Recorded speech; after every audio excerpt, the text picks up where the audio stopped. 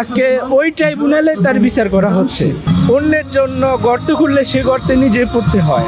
আওয়ামী লীগকে বিচার করতে হবে, ঠিক আছে? শুধু যারা গুম খুনের সাথে জড়িত ছিল তারা নয়, বরং আওয়ামী লীগকে একটি সন্ত্রাসী সংগঠন হিসেবে আমরা আওয়ামী লীগের বিচার চাই, ছাত্রলীগের বিচার চাই, যুবলীগের বিচার চাই।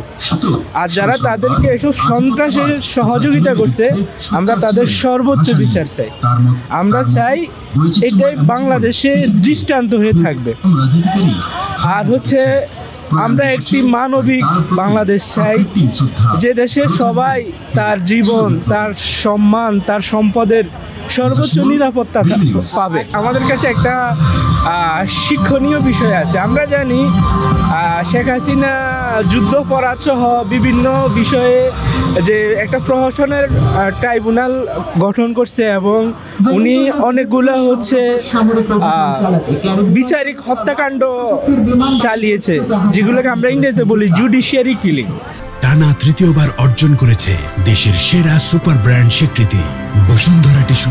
উনি যে বিচারগুলো করেছিলেন সেগুলো ছিল যথেষ্ট প্রশ্নবিদ্ধ।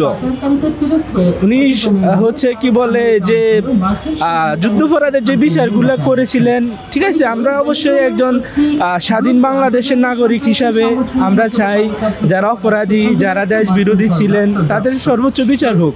কিন্তু উনি নিয়ম কানুন না মেনে বা প্রশ্ন রেখে প্রশ্নবিদ্ধভাবে এই যে বিচার করেছিলেন।